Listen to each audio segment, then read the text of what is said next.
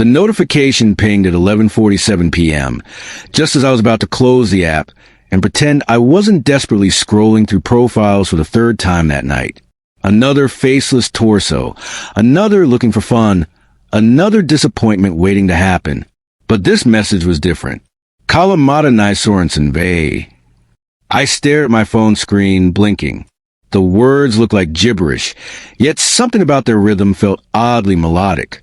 I've been on Grindr long enough to recognize most languages. Spanish pickup lines, French sweet nothings, even the occasional German dirty talk. But this was something else entirely.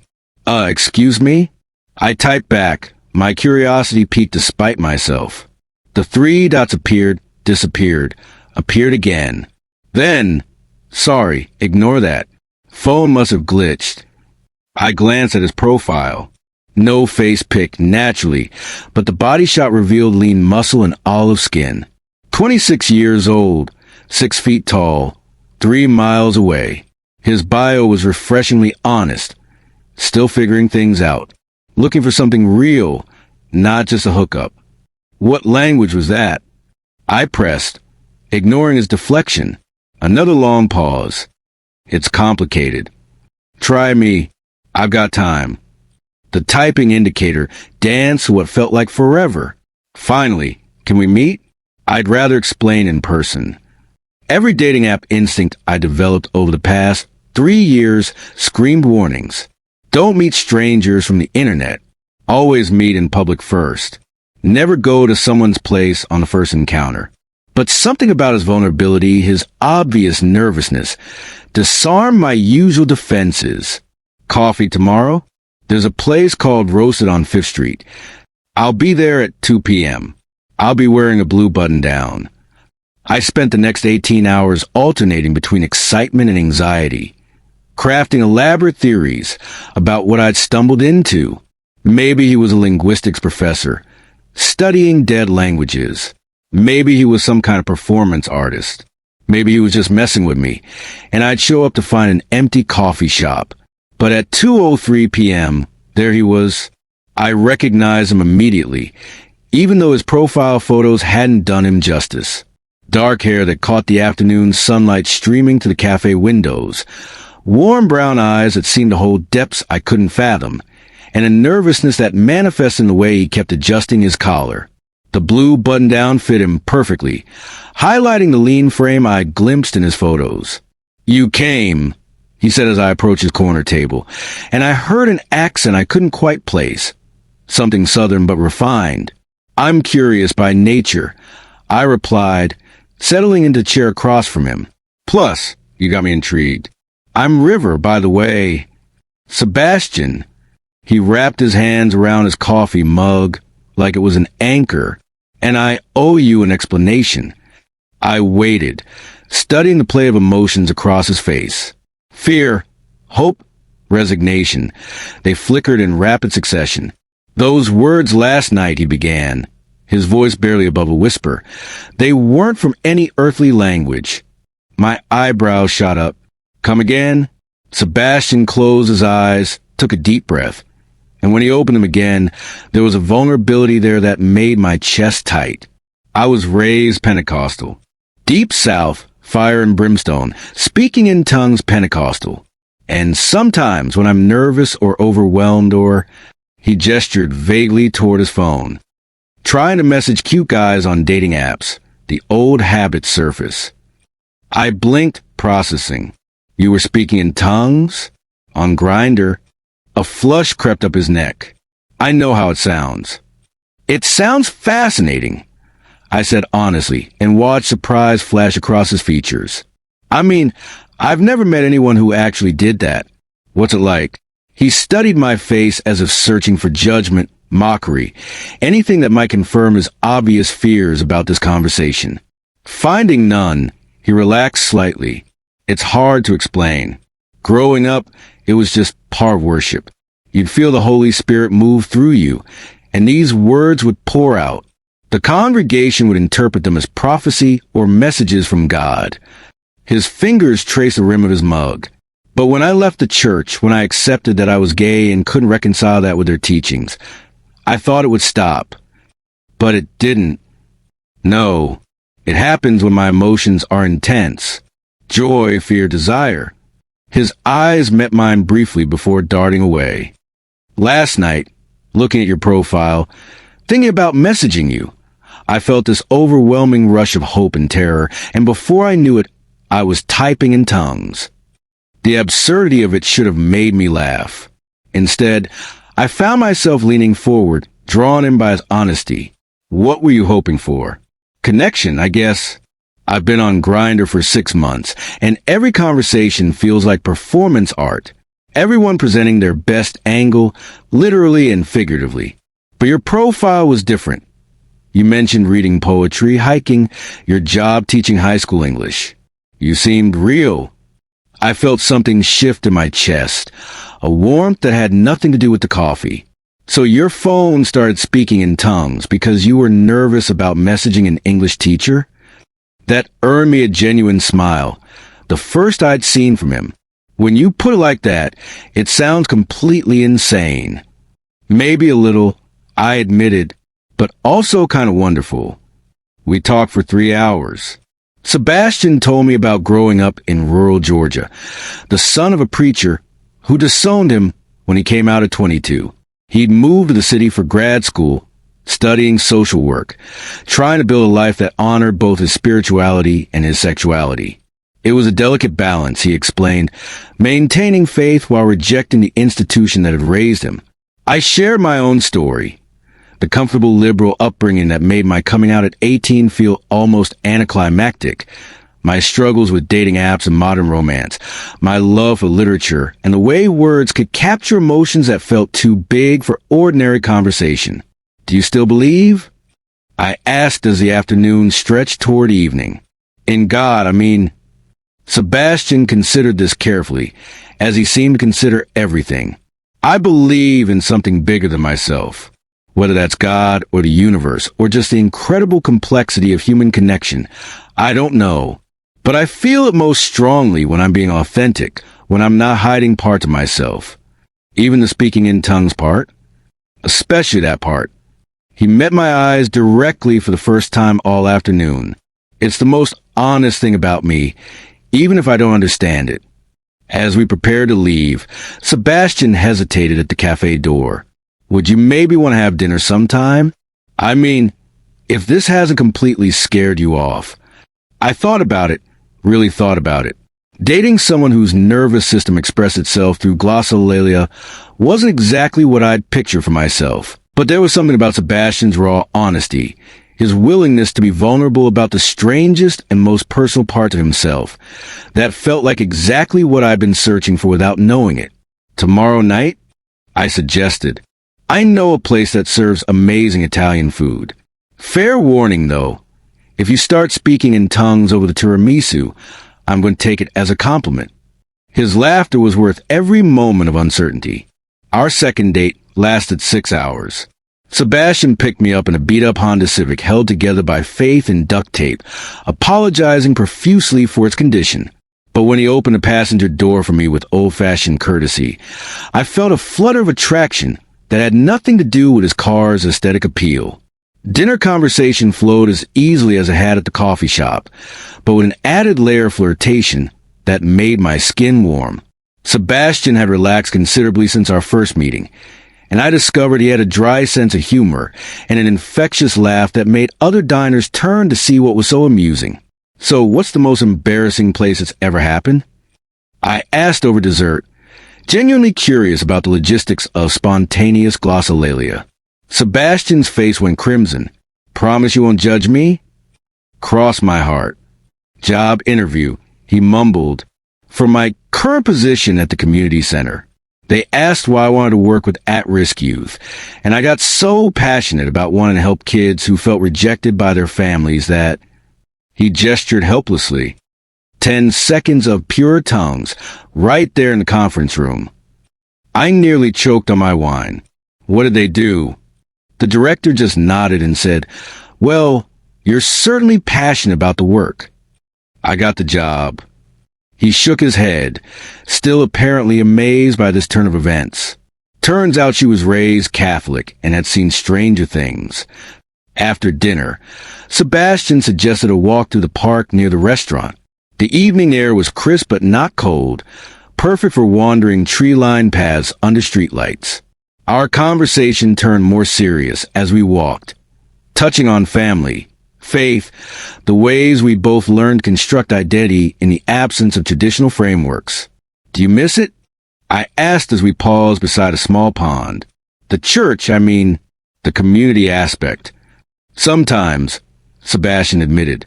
There's something powerful about collective worship, about feeling connected to something transcendent alongside other people. But I couldn't stay in a place that demanded I deny such a fundamental part of myself. And now I'm trying to figure out what spirituality looks like when you're building it from scratch. He turned to face me fully, and in the dim light, his expression was remarkably tender. But conversations like this, real connection with someone who accepts all the complicated parts of you, that feels sacred too. I felt my breath catch. We'd been circling around the obvious attraction between us all evening, but this felt like the moment it crystallized into something more intentional. I stepped closer, closing the space between us. "Sebastian," I said softly. "Yes. I'd very much like to kiss you right now." His answer was to cup my face gently in his hands and press his lips to mine. The kiss was tender at first, tentative, but when I responded by pulling him closer, it deepened into something that made my knees weak. He tasted like wine and tiramisu and possibility. When we finally broke apart, both breathing hard, Sebastian rested his forehead against mine. "River," he whispered, and something about the way he said my name made my heart race. "Yeah. Kalanisi Harentame." The word spilled out soft and musical, and I felt him stiffen with embarrassment even as they continued. But instead of pulling away, I held him closer, stroking his back until a flow of syllables naturally ended. "What do you think that one meant?" I asked gently. He was quiet for so long, I thought he might not answer. Finally, "I think it meant I'm falling for you." 3 weeks into whatever we were calling this relationship, Sebastian invited me to his apartment. It was a small space above a bakery, filled with books and plants and the kind of comfortable clutter that spoke to a life being actively lived. Cooking smells drifted up from downstairs, and everything felt warm and inviting. "I want to show you something," he said after we'd finished the dinner he'd prepared, surprisingly excellent pasta with homemade sauce. He disappeared into his bedroom and returned with a worn leather journal. "I've been keeping track," he explained, settling beside me on his couch.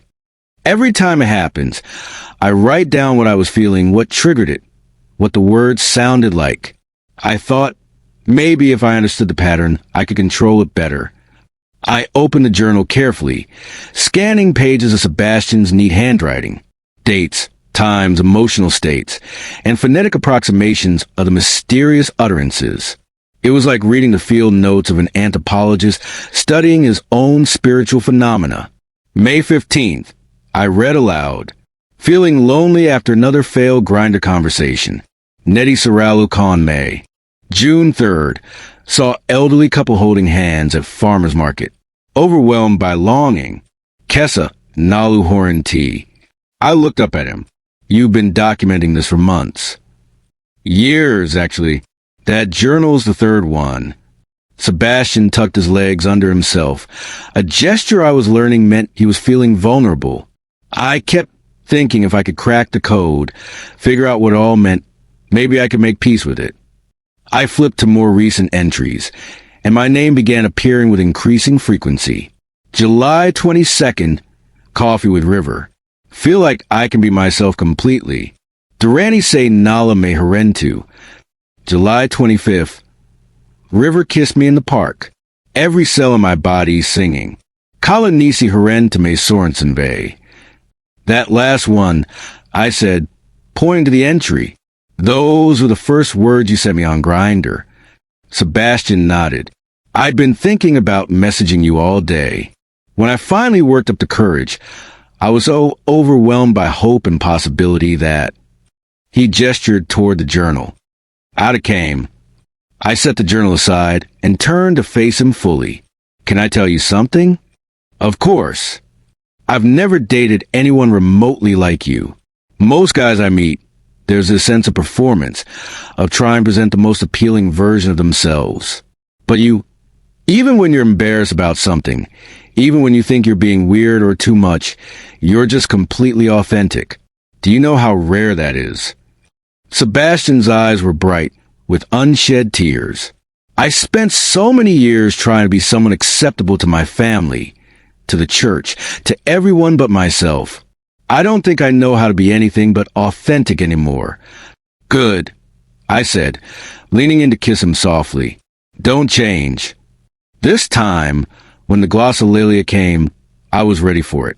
The words flowed against my lips, musical and strange and somehow perfectly Sebastian. I didn't pull away or stiffen with surprise. Instead, I held him closer and let the mysterious language wash over us both like a blessing. Later, as we lay tangled together on his couch, Sebastian's head on my chest, he spoke quietly into the comfortable silence. My grandmother used to say that speaking in tongues was a language of the soul when regular words weren't enough, he murmured. I always thought that was just church talk, you know? But with you, with me, with you, it feels like my soul has finally found something worth singing about. 6 months later, Sebastian moved in with me. The decision surprised us both with how natural it felt. We'd been spending most nights together anyway, and his lease was up, and my place had better light for his plants. Practical considerations that masked the deeper truth. We become essential to each other in ways that defied easy explanation. The speaking in tongues never stopped, but it evolved. What had once been a source of embarrassment became a private language between us, an indicator of Sebastian's emotional state that I learned to read as clearly as facial expressions or tone of voice. Soft, musical utterances during lovemaking. Sharp, staccato bursts when he was frustrated with work. Long, flowing passages when he was moved by something beautiful, a sunset, a piece of music, the way light fell across our bedroom in the morning. I started keeping my own journal, documenting not the words themselves, but their context, their emotional textures.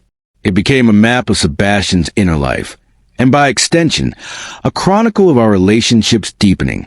Do you ever wonder what would happen if you tried to interpret them? I asked one evening as we prepared dinner together.